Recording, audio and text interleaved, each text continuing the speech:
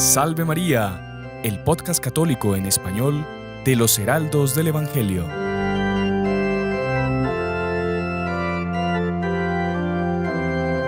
Muy estimados amigos que nos acompañan por Radio Luz, por nuestro canal de YouTube, por las otras plataformas por donde estamos saliendo, bienvenidos a un nuevo programa de esta serie que se llama Salve María con los Heraldos del Evangelio.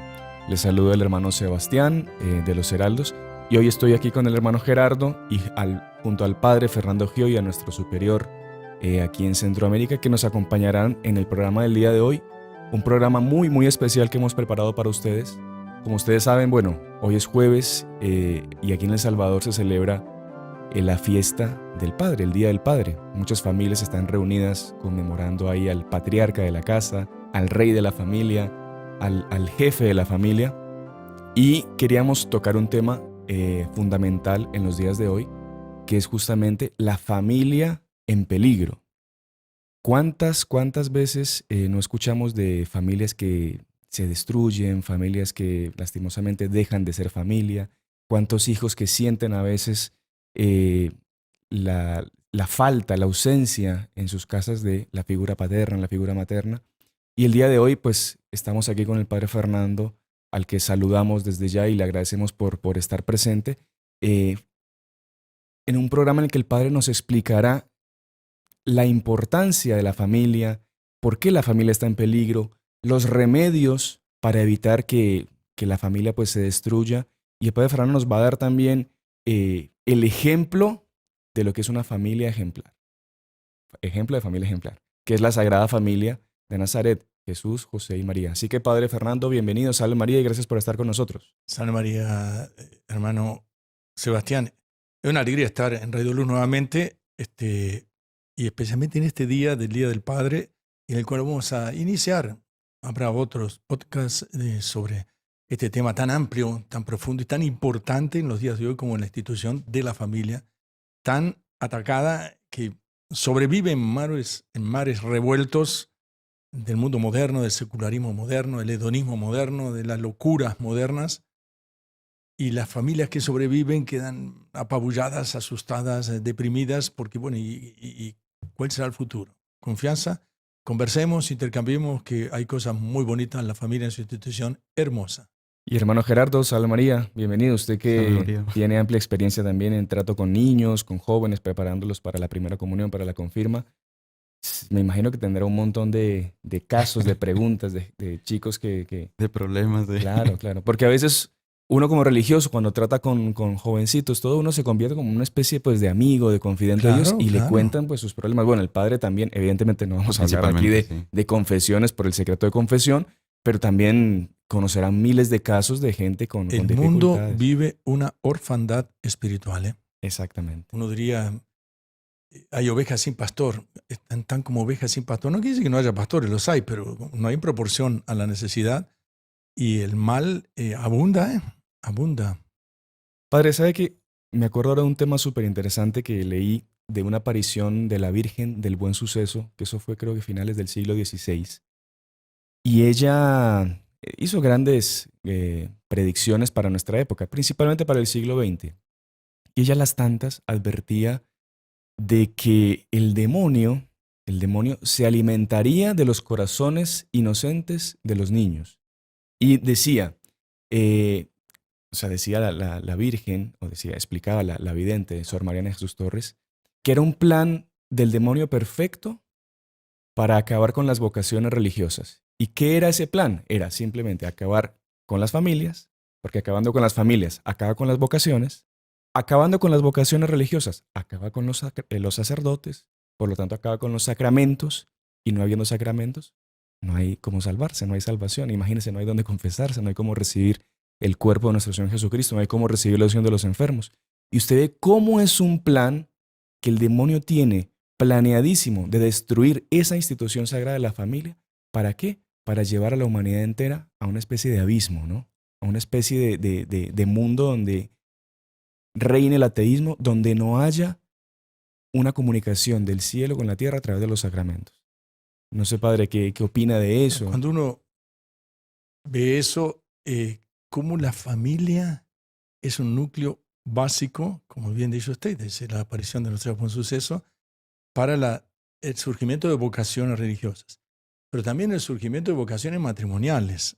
Pues una vocación al matrimonio, las dos que juegan, porque la vocación matrimonial al mismo tiempo da vocaciones religiosas, pero el punto, aunque pareciera raro lo que digo, tal vez que pareciera contradiciéndolo, como golpeando el matrimonio se golpea todo, absolutamente todo, y se golpea la sociedad. Cuando uno va al Génesis, y el inicio del Génesis dice, no es bueno que el hombre esté solo. Ujú. Y nace la mujer, digamos, por la acción de Dios, para ser una sola carne, unirse y conformar un matrimonio.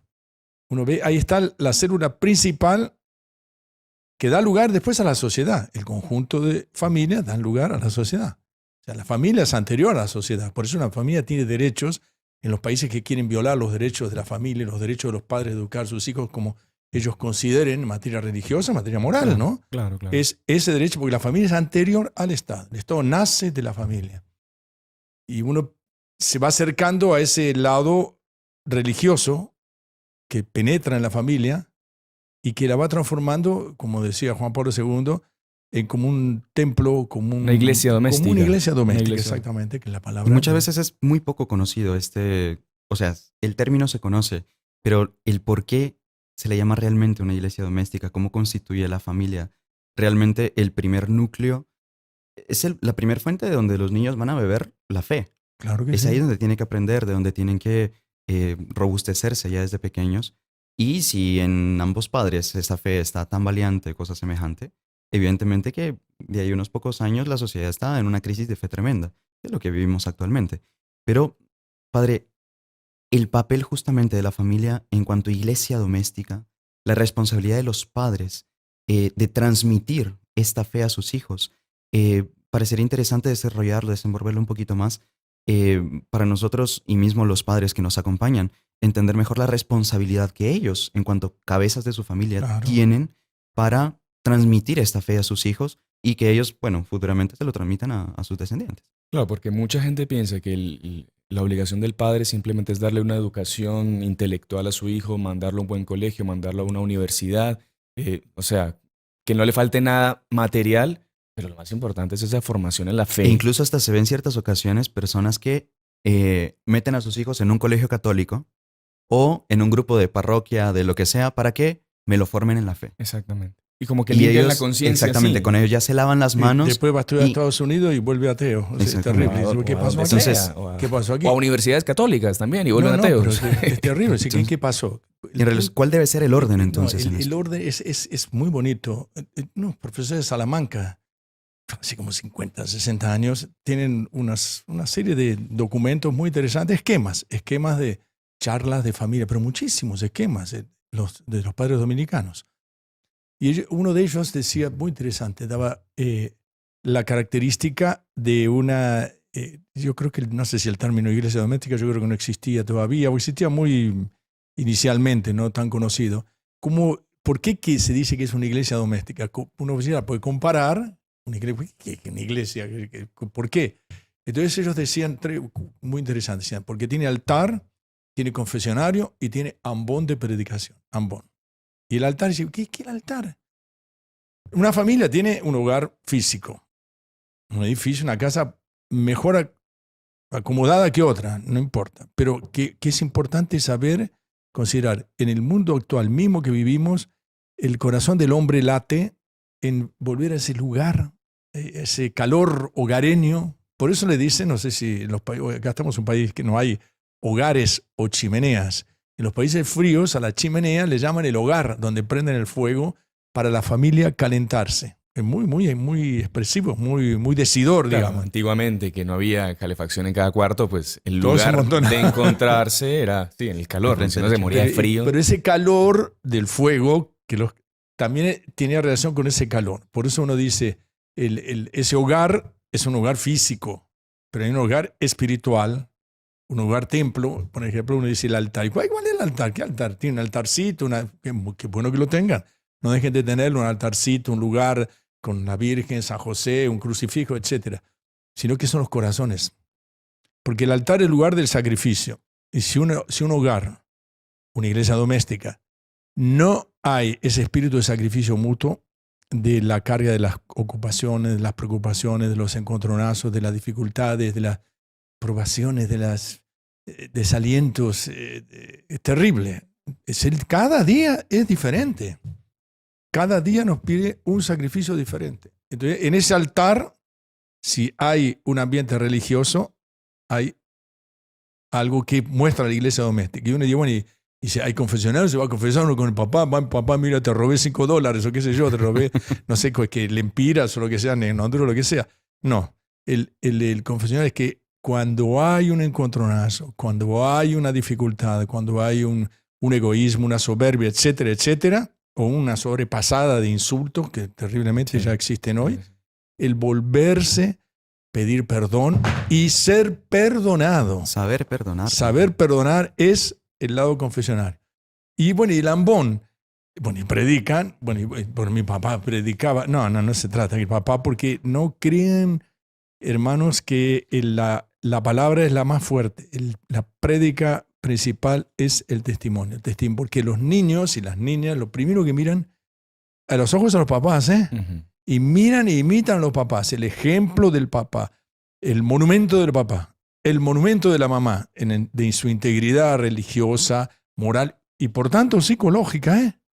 No se van a quejar los psicólogos, pero cuando no hay un equilibrio espiritual, ¡pumba! Problema psicológico. Si quieres solucionar un problema psicológico, vuélvase más espiritual y verá. Esos aspectos, digamos, de esa iglesia doméstica, que es la iglesia que es atacada por el secularismo moderno, por el mundo moderno. Y justamente es en eso que usted dice, padre, se nota mucho, pues tratando con los niños de verdad, esa relación que hay entre el temperamento del niño, el modo de ser, etcétera, y el modo de ser también de los padres, que muchas veces uno ve tal niño o tal niña que son más generosos, más preocupados con los otros que son más egoístas, en fin, con mil y una cualidades, cada uno con sus características, pero ve cómo más piadosos, cómo eso, después uno conociendo a las familias, uno, ahora entiendo. Entiende de tal palo de la astilla. Exactamente, Sí, claro. Pero es muy así realmente. Y recuerdo incluso una vez, estábamos visitando un colegio y uno de los hermanos, a las tantas, para dar un ejemplo, para explicar a los niños cómo es Dios, ahí les dice, niños, ¿por qué Dios es como un padre? Ahí uno de los niños levanta la mano y dice, pues si Dios es como mi papá, entonces yo no quiero a Dios. Terrible. Para ver la importancia claro. y el impacto que tiene el ejemplo. El ejemplo, el bueno testimonio. O malo exactamente. de un padre y de una madre en el ámbito familiar. La responsabilidad. La responsabilidad con la que cargan. No es nada pequeño. Responsabilidad. Por ejemplo, a tirar ejemplo, tal vez que cause gracia, una vez me pasó celebrando la misa, el momento que recogen las ofrendas, ¿no? Apareció una niñita, yo que sé, tenía 3 años, con El Salvador es dolarizado, ¿no? Entonces, con $1 en la mano, caminando y cruzando, siguiendo a la señora que ya había pasado.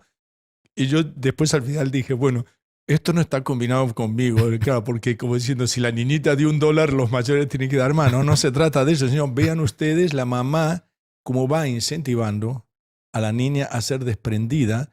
Oye, tenés $1, ponelo para las cosas de Dios, o ponerlo para un pobre, no precisa en la iglesia, pero para un pobre, para un necesitado. O como como ese caso de esta familia aquí en El Salvador también, que el señor quiso hacer una donación para la iglesia de cemento y compró, no sé, una rastra de cemento entera. Exactamente. Y él quiso ir con su esposa y con sus hijos a hacer la donación a la iglesia. ¿Para qué? Para que sus hijos viesen y aprendiesen que hay que hacer caridad, que cuando uno tiene forma de colaborar, de ayudar, tiene que compartir con los otros. Y esa es una formación que a esos chicos les va a quedar para el resto de su vida. Con el ejemplo. Los va formando, no va Exactamente. forzando, no va exigiendo, se le va dando, mire, es bueno hacer esto. El compartir, por ejemplo, si tiene hermanos, se te dan un chocolate, aprender a compartir. Claro. Es una educación que es con el ejemplo y no es con la doctrina. Por ejemplo, la familia, la enseñanza de la familia es una enseñanza toda basada en el ejemplo. La mamá puede decir, no hagas esto, pero le da un principio, no pone con los dedos en el enchufe de luz al niñito, claro, que tiene que estar vigilando con el chiquito, cuando ya el otro ni se le ocurre. Y cosas, no es como una piedra, no lo va forzando, pero cuando es muy niñito, pero cuando es más grande ya es otro desarrollo intelectual, ¿no? Claro que esto ya entraríamos en otro tema que es la formación de los hijos, que podemos hacer Sí, exactamente, otra serie con el padre de exactamente. programas. Pero, por ejemplo, un papá que le quiere exigir a sus hijos o les quiere educar a sus hijos en que no digan malas palabras. Y el papá cuando le pasa alguna cosa, lo primero que hace es soltar un palabrón de esos irrepetibles. ¿Cómo pretende él después exigirle a su hijo que no diga malas palabras? O peor aún, una madre. Porque hoy en día hasta en mi época, que una mujer, en mi época, yo estoy ya, digamos, en una edad. Ni que fuera la mía. Pero digo, que una mujer dijese una mala palabra era de las cosas peor vistas. Porque no va con la naturaleza, bueno, con la naturaleza de nadie, pero principalmente con una mujer decir una mala palabra. Entonces, Después de una hija que escuche a su madre diciendo una mala palabra. y después el mandar con malas palabras desprestigia la autoridad.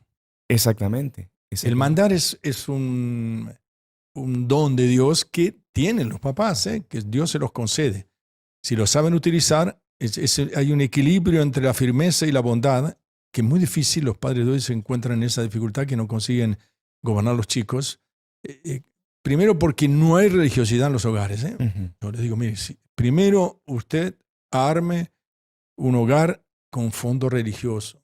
Si no está Dios en el centro, ninguna cosa camina. Ninguna cosa camina. Uh-huh. Porque esa verdadera autoridad va a venir de la integridad del padre y de la madre. Pero claro. O sea, en la medida en que él predique realmente, como vimos hace poco, todo lo que le está exigiendo al niño, ahí es que realmente él va a ganar eficazmente la autoridad que quiere ejercer sobre los hijos. Es lo que se dice, no, usted no tiene autoridad moral, No tiene autoridad moral. para corregirme. Claro, una persona que lleva una vida inmoral no tiene por qué venir a mí a corregirme de mis actos que a veces no son. Los chicos de hoy, en encuestas, chicos y jóvenes, cuando les exigen los papás, dicen, no, estés todo el día con el videojuego, no te tengo celular. ¡Buah! Y usted está todo el día. Entonces, claro, el ejemplo en esa materia, si el otro está todo el día chateando, que yo haciendo qué, y el chico obviamente que tiene toda la argumentación irrefutable, ¿no? Claro. Recuerdo una vez que visitamos estábamos pasando ahí por una heladería y, en fin, fue una imagen que me impactó mucho en el sentido justamente de relacionamiento padre-hijo, cómo se había deteriorado, en que era un papá y un hijo, digamos, lo más común tomándose un sorbete. Es un momento que todos en más de alguna ocasión tuvimos, compartimos con nuestro papá, tomar un rico sorbete. Es un momento para convivir, para intercambiar, para sacar preocupaciones, incluso hasta de confidencias. Sí, en fin, claro. es como... Y en ese momento estaba con una mano en el sorbete y con la otra el papá en el celular y el hijo en el iPad. Sentados en el mismo sillón, cada uno viendo para lados distintos. Como que estuvieran peleados. No, no estaban peleados, simplemente estaban cada uno en su mundo. O sea, uno ve esa falta por eso mismo, de comunicación, esa falta de autoridad moral luego cuando este padre quiera reprender a su hijo, evidentemente que no le va a hacer ningún ¿Cómo le va a caso. ir a prohibir después? No, estás jugando muchos videojuegos, ya jugaste 8 horas. Dígale, papá, o jugaste 10. Exactamente. Esa falta de comunicación, también los ritmos terribles, ¿no? Porque uno ve los ritmos modernos. Cuando vuelve el papá a la casa, hoy en día el padre, digamos, cuando vuelve el papá a la casa, la vuelta del papá a la casa es un momento importante. No hablemos de la época de la cuarentena, porque la cuarentena es una situación atípica. No lo tomemos, yo le aconsejo, no lo tome como modelo porque no están hechos el hombre y la mujer y los hijos para estar 24 horas juntos. Absolutamente. Por eso existen los colegios, por eso existe el trabajo, existen ocupaciones, salidas a compras. El ser humano tiene que tener, fíjese, San Benito, por ejemplo, hizo los monjes, ¿no? No eran rezar todo el día. Ora et labora. Reza y trabaja, porque el hombre no puede estar trabajando todo el día y no puede estar rezando todo el día. Hay un equilibrio y en el convivio familiar está el momento en que el papá, yo siempre le digo, cuidado, papás, no lleguen con la carga de los problemas del trabajo a la casa. A ver si consiguen, es muy difícil, no es tan fácil. Y la señora reciba en todo el cansancio del día, tampoco uno lo reciba con la cara, dice, bueno, pero padre, entonces, ¿qué trabajo? Por ejemplo, yo siempre cuando tengo la oportunidad, las pocas veces, porque con las ocupaciones de misas y confesiones me es muy difícil casar, pero hay matrimonios jóvenes que me arrinconan, padre, usted nos tiene que casar, etc. El último que casé en matrimonio, están por tener un niño, y pintoresco porque les conté la historia de un sacerdote en Herzegovina, Bosnia-Herzegovina, que nunca había habido ningún divorcio, ninguna separación en ese pueblo. Tenía 14.000 habitantes. Sí, qué raro, ¿cómo consiguió usted eso? ¿Por qué se da? Ah, muy fácil, digo. Porque yo, por ejemplo, cuando vienen al casamiento les digo que traigan un crucifijo. En el momento del consentimiento, el crucifijo, la novia pone la mano derecha encima del crucifijo, el novio pone encima de la novia la mano, y yo pongo la estola blanca encima de las manos de ella. Terminado, ellos besan el crucifijo, no se dan un besito ellos, besan el crucifijo. ¿Por qué? Para que se compenetren de que el matrimonio es un camino de cruz. Como todas las cosas en la vida es un camino de cruz. Quien quiere seguir a Jesús tiene que negarse a sí mismo, tomar su cruz y seguirlo. El matrimonio especialmente, la vida comunitaria también religiosa, pero el matrimonio tiene esa historia de la media naranja. Eso es imposible, no existe. Ni Platón se pero creía si son eso. dos, masculino y femenino, hombre y mujer, obvio, hombre y mujer, claro.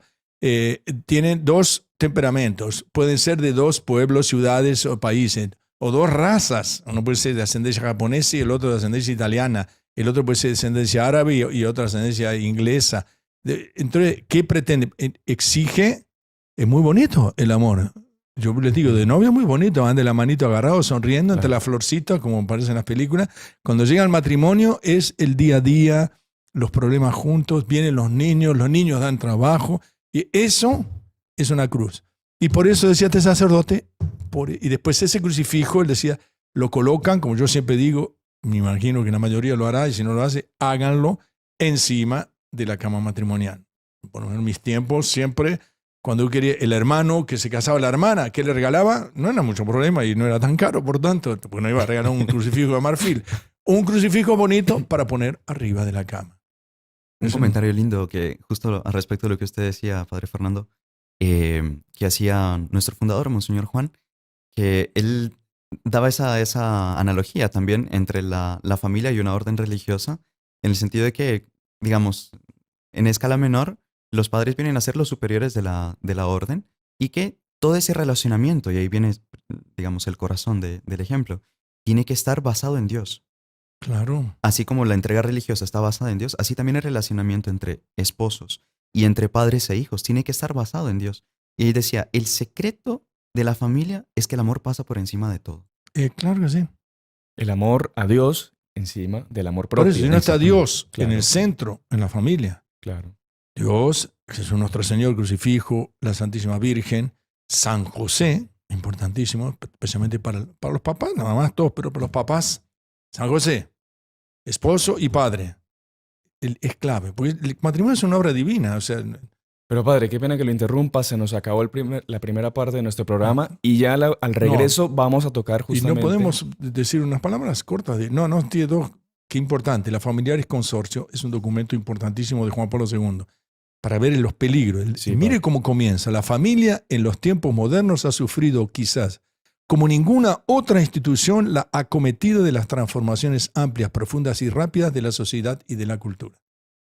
Padre, qué peligro, qué terrible. Usted es el superior acá, yo tengo que obedecer. con el ejemplo. Tengo que dar ejemplo yo de obediencia, así que pero vamos a una pausa. Segmento, una pausa, cómo blindar a la familia de este tipo de ataques. Cómo blindar a la familia de los ataques que caen sobre ella. Así que no se muevan, ya regresamos aquí por Radio Luz. Muchísimas gracias por estarnos acompañando. Continuamos con la segunda parte de nuestro programa Salve María, con los heraldos del Evangelio. Saludamos nuevamente a toda la audiencia en Radio Luz y por las otras plataformas por donde estamos saliendo. Y hoy estamos tocando, en El Salvador, bueno, es el Día del Padre, estamos tocando el tema de la familia. Ya en la primera parte, el Padre Fernando nos ilustró muchísimo sobre los peligros que está corriendo la familia, cómo debe ser el convivio familiar. Hemos hablado de muchísimos temas, de cómo no perder la autoridad delante de los hijos. Y en esa segunda parte vamos a hablar, a profundizar un poco más sobre los ataques que la familia está recibiendo en los días de hoy, cómo blindarse como familia delante de estos ataques, ¿no?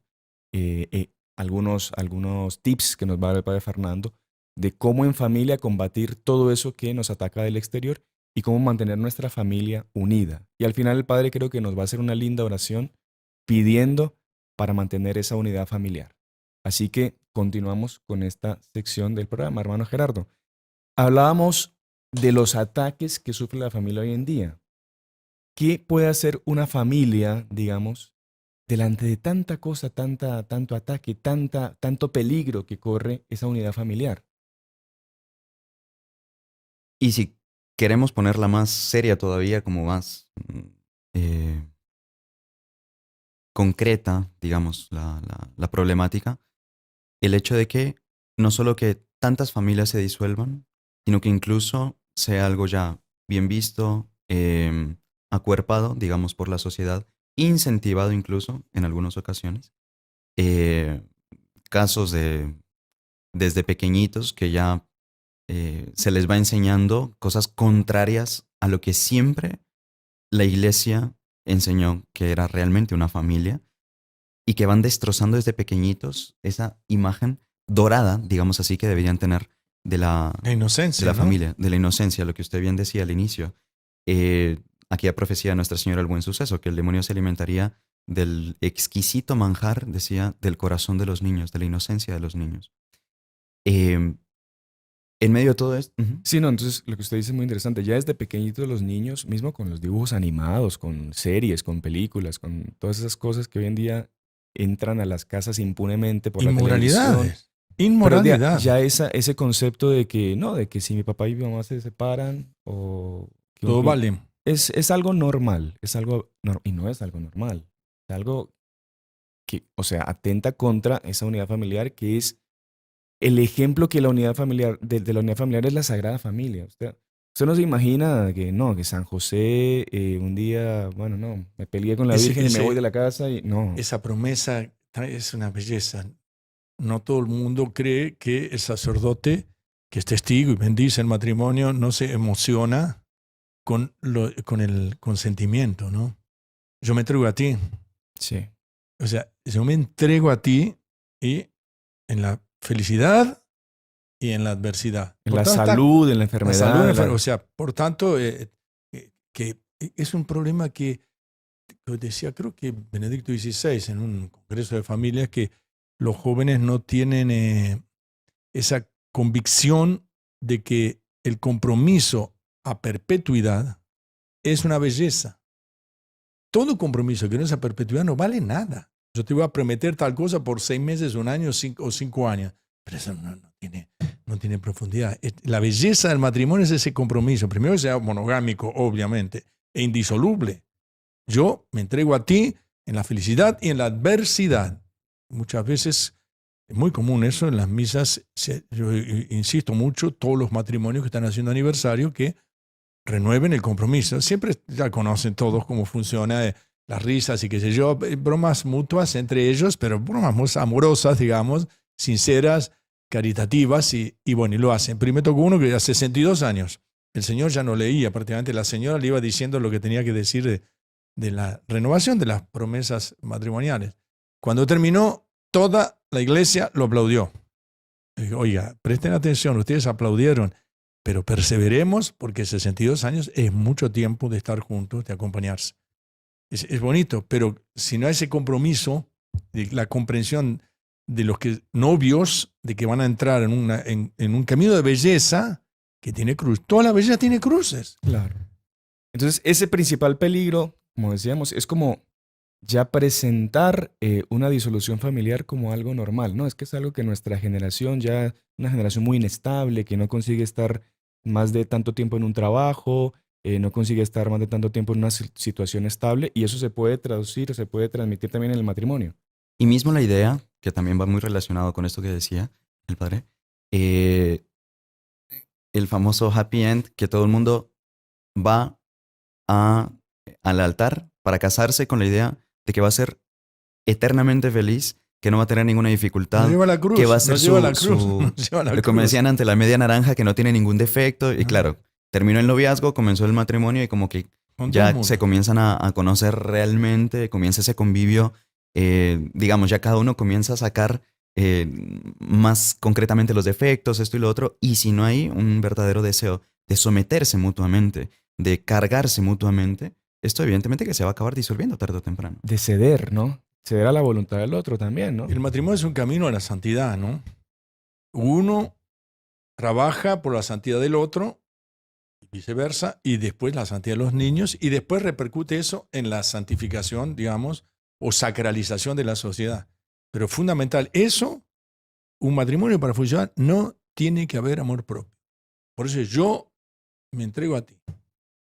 Pues yo no soy yo soy tuyo y tú eres mío. Entonces, yo soy tuyo y tú eres mío. O sea que no, es un cambio de situación. Si no quieren hacer eso, no se casen. Es muy Y eso es un simple. punto que yo le iba a preguntar, padre. Mucha gente llega al altar, como decía el hermano Gerardo, con esa idea así dorada, Hollywood, happy end, de que vamos a ser felices, pero falta mucha formación previa No. al matrimonio. Los No hay, cursos, no hay buenos cursos prematrimoniales. Hay mucha gente que dice, no, voy al curso prematrimonial, son 2 charlas y que les enseñan unas bobadas que de verdad que no es lo que en realidad ellos van a tener Por que eso los enfrentar en el testimonios, matrimonio. hay muchos movimientos de reencuentros matrimoniales, etcétera, todo tipo de movimientos que trabajan con matrimonios. No todos están en crisis, ¿no? Porque No. el Señor decía, no por Muy estar bien. yo en este movimiento que nos tirábamos los platos en la cabeza con mi señora. No, sino que están porque es bueno y para ayudar a Ujú, otros. claro. Lo que es importante es el testimonio de los matrimonios que tienen años, que ya tuvieron encontronazos, dificultades, crisis, y salieron de la crisis con más fortaleza y más unión. Yo siempre les digo, mire, si usted tuvo un encontronazo con su señora, con su esposo, lo que sea, se pidieron perdón. Todavía no, padre. Bueno, hombre, si no se piden perdón no va a solucionar la cuestión. No me habla, qué sé yo, perdón. La palabra perdón en el matrimonio es fundamental. Y la palabra perdonar también es fundamental.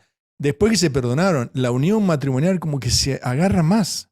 Es muy bonito, es muy bonito. Es pasar las cruces, las No, y dificultades. después en un matrimonio, para pelear se necesitan 2. Si uno de Exacto. los dos no Si quiere pelear, no hay ¿sabe? pelea. Me viene a la cabeza la historia esta de San Felipe Neri, que es muy interesante, que él era ya, tenía fama de santo y era un gran confesor y aconsejaba muy bien. Y llegó una señora diciéndole que mire, que ya no aguantaba más a su esposo porque tenían unas discusiones terribles, incluso el esposo a veces le decía unas barbaridades y que ella ya no aguantaba más, que se iba a separar y que ella necesitaba algo y que se iba a ir de la casa. Y San Felipe Neri le miró así y le dijo, mire, yo le tengo la solución a ese problema. Yo le voy a dar un agua que es especial, un agua milagrosa para que usted pare de discutir con su marido. Ah, ¿en serio, padre? ¿Cómo es? Démela, por favor. Quiero esa agua, claro. Quiero solucionar mi problema matrimonial. Mire, ya vengo. Entonces fue, le dio una botellita de agua de la llave directamente. Le dio una bendición y le dijo, mire, cuando empiece a discutir con su marido, usted anote la fórmula. Usted tiene que meterse un sorbo en la boca, pero no se la trague el agua. Tiene que mantenerla. Y ahí entonces usted va a ver cómo esta agua milagrosa va a hacer que esa discusión pare. Y la señora, pues así, muy pues, campechana, etc. Fue con su botellita de agua, contenta para su casa. Estaba un día haciendo sus labores, llega el marido también a querer pelear, a discutir. Ahí la señora se acordó, se metió se metió un sorbo de agua a la boca, lo mantuvo y el marido empezó, y claro, ella queriendo, y no podía responderle. Y ahí el marido se cansó y se fue. Y ahí ella volvió donde el santo y le dijo, oiga, padre, por favor, deme un poco más de esa agua porque esa agua es milagrosísima. Desde que estoy haciendo, desde que la estoy tomando, nunca más he peleado con mi marido. Y ahí San Felipe le explicó, claro, o sea, no es agua milagrosa, es agua normal, simplemente que para pelear necesitan 2. Si uno de los 2 cede en la discusión, se acabó la No hay pelea. discusión. Se acabó la pelea. Cuando uno no quiere, 2 no pelean. Así que pues, ya saben el remedio, agua de la llave. Sí. De la saben y precisan comprarla. Exacto. No, incluso a veces, claro, discusiones digamos, de temas complejos, de situaciones complicadas, pero a veces son cosas minúsculas, ínfimas, que por puro amor propio no se quiere ceder. Generalmente, la mayoría son de cosas tontas y minúsculas. Recuerdo de un Que caso entra ahí amor propio, ¿eh? que Por sobre todo supuesto. es por amor propio. Por supuesto. Entra amor propio. Que, No. como contaba nuestro fundador, Monseñor Juan, recordaba de un caso en que al esposo le gustaba utilizar la pasta dental sacando la pasta desde abajo. Y a la mujer le gustaba enrollar el tubito para ir sacando la pasta, ¿no? Entonces, como al esposo no le gustaba la manera de la esposa, se acabaron peleando y se separaron a raíz de ese problema. Ujú. Uno dice, Dios mío, pero ¿y dónde quedó ese amor que se prometieron? ¿Dónde queda esa abnegación y ese querer cargarse mutuamente para que a raíz de una cosa tan pequeñita sea ya... Es el amor propio llevado al extremo, digamos. Usted acabar con su matrimonio por no querer ceder en cómo sacar la pasta de diente. La motivación, porque uno dice, bueno, pero ¿cómo hago para combatir el amor propio? La motivación, que marca mucho, uno ve el ejemplo de la Sagrada Familia, ¿no? La Sagrada Familia es modelo Sí. de familia y además la Sagrada Familia es protectora de la institución de la familia. Jesús, María y José protegen a la Sagrada Familia. Y uno ve a San José, por ejemplo, especialmente el puesto como cabeza, como padre adoptivo, como cabeza de la Sagrada Familia. Qué responsabilidad, qué perplejidades, qué dudas. Pero Dios lo marcó como el jefe de la familia, como el padre. Por eso cuando él huye de Egipto, dice, toma al niño y a su madre y huye a Egipto. Que Herodes quiere matar al niño. Entonces uno ve, se lo dijo a San José, no se lo dijo a la Virgen. Ujú. La Virgen es más importante que San José, obviamente, eso, pues, nadie tiene duda de eso, pero se lo dijo a San José porque era el reconocimiento de Dios de la cabeza de la familia, que es el padre, que hoy es el día, Claro. y que antes, digamos, consideremos como el padre. Los padres tienen que tomar conciencia de su responsabilidad. Me disculpen, queridos papás, pero en su día decirles que tienen que tomar conciencia. Que tomar conciencia de la altísima misión que Dios les dio como papá. De proteger a su mujer y a sus hijos. Proteger y santificar. Proteger, Y santificar. Ser como diría, el padre es una columna, ¿no? Ujú. En la familia. Un sostén, no es el sostén solo económico, hombre, claro que tiene que serlo. La preocupación, la comida, el techo, la salud, la ropa, todo lo que sea.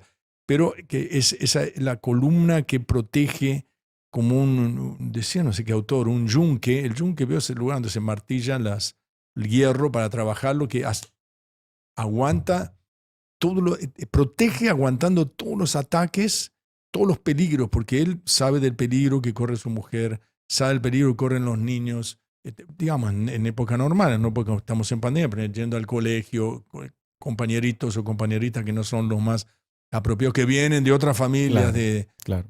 distorsionadas, entonces vienen con malos ejemplos o con malas conversaciones o con malos ejemplos, especialmente, ejemplos de vida. Padre, y ahora que usted habla de ese tema del yunque, que el padre es como un yunque, me gustaría entrar también con el hermano Gerardo en ese punto de cómo blindar a la familia de todos esos ataques. ¿Qué prácticas o qué costumbres buenas crear en nuestra familia para proteger esa integridad familiar?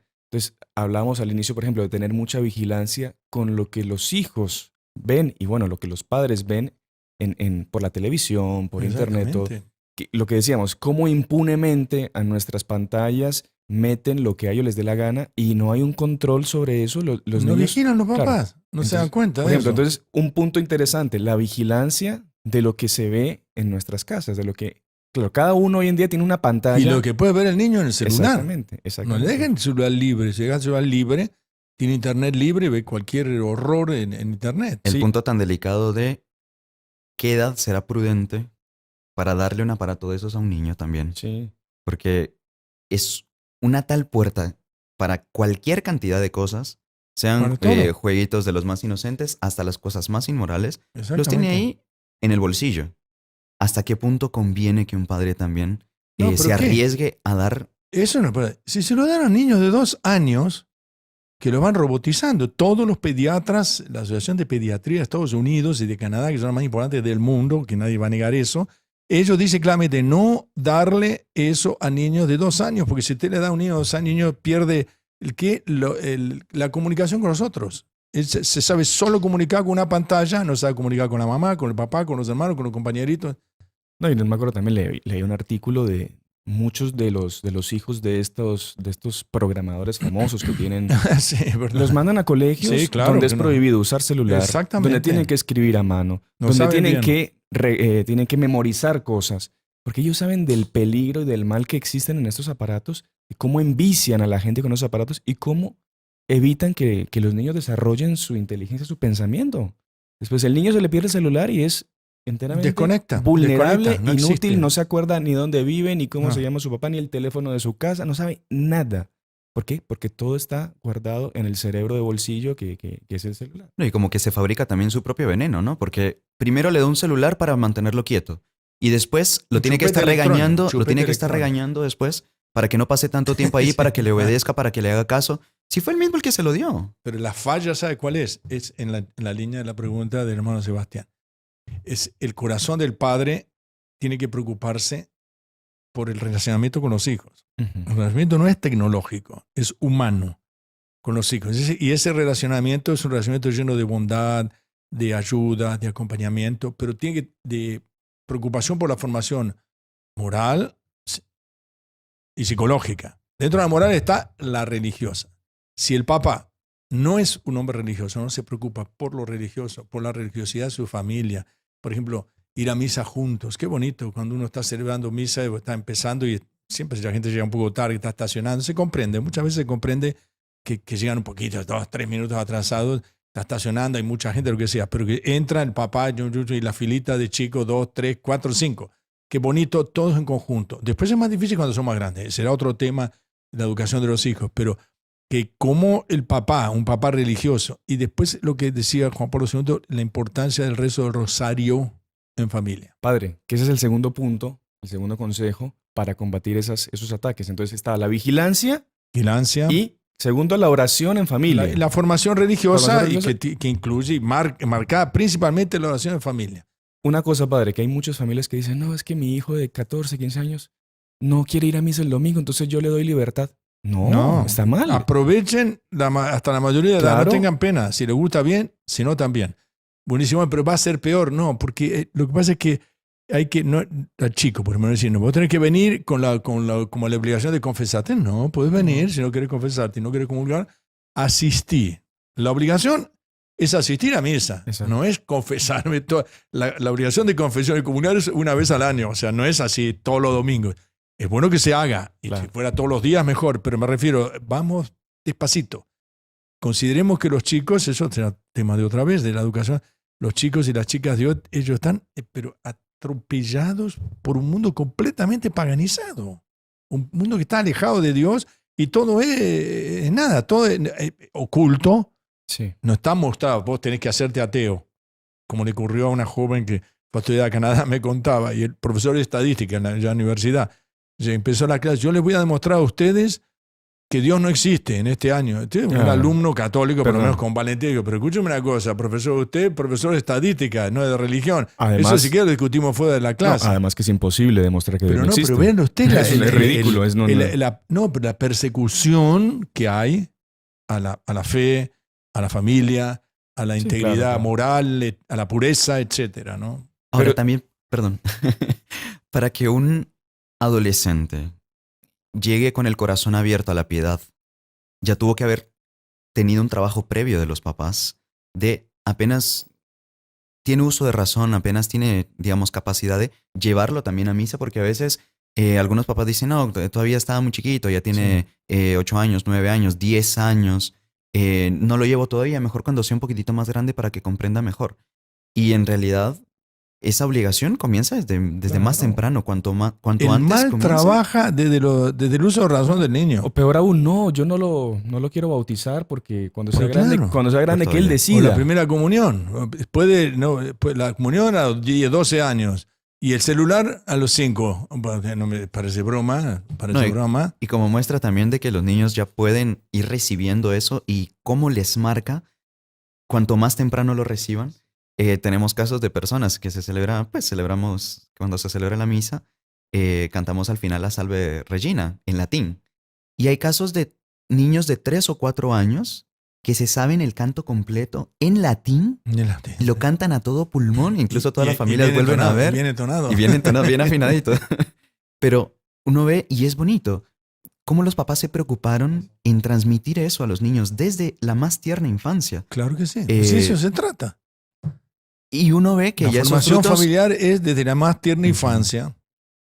Una caricia de la madre a un niño transmite una energía, a un niño chico, estoy hablando de un niño de 1 o 2 años, transmite un amor, un afecto que si no lo tiene, el chico va a tener crisis de afectividad después cuando sea grande. A veces dice, ¿cómo que llega un joven a ser delincuente, ladrón, asesino? Hubo problemas de afectividad en la familia. ¿Verdad? Como tiene todo un plano. No, y eso desde esa primera infancia, que el niño, bueno, ya vea que los llevan a misa, que es una obligación, que él sabe que el domingo tiene que vestirse bien, peinarse bien, porque tiene que ir a la misa, que ese es el encuentro más importante de la semana, que es el encuentro con Dios. Y qué poquito, ¿no? Claro. 1 hora por día, Bueno, de semana. Depende, hay unos padres que se demoran. No, mentira, padres. No, pero No. pero digamos 1 hora y media, digamos, el cura semana. No, pero bueno, entonces la misa. Después, el hijo ve que está pasando por una dificultad su papá o su mamá. ¿Qué hace? En vez de ponerse a pelear, se ponen a rezar el rosario. Rezar. Que antes de las comidas, el papá bendice y agradece a Dios por el alimento que van a comer. Todo eso a los niños les queda. Rezar, les queda para la vida, rezar. Aparte de rezar el rosario. Juan Pablo II tiene una muy interesante, dice que la devoción del rosario, él dice en Rosarium Virginum Maria, el rosario de la Virgen de María, un documento de la carta apostólica, él dice, siempre me acompañó en los momentos de alegría, en los momentos de tribulación. San Juan Pablo II decía. Dice, importantísimo porque ante las fuerzas disgregadoras, contra esta irrenunciable institución que es ella el destino de toda la sociedad. ¿Ves cómo la importancia de rezar el rosario? Para si quieren conseguir la paz en la familia, rosario. Eso es importante. Yo insisto en todas las homilías, con circunstancias que puedo, recen el rosario y se les soluciona el problemas familiares, problemas económicos. No sé si estamos... y a veces hasta se levanta... Hacemos una oración para terminar. No, ¿Qué quiere preguntar usted? A ver qué... No, que a veces también se levanta, padre, y O eso decir, nos preguntan bastante. Mire, es que a veces mi hijo es muy inquieto y me cuesta que rece, entonces yo mejor lo dejo. Cuando yo voy a rezar, dejo que él se quede jugando y mejor voy a esperar a que crezca un poquito. Tiene cierta analogía con lo mismo anterior de la misa. Pero, por ejemplo, en el grupo de catequesis que nosotros tenemos con niños de 7 años, 6 algunos, rezamos el rosario enterito con ellos y lo aguantan perfectamente. Claro, toca jugar un poquitito con ellos, que se levantan, que se sientan, que...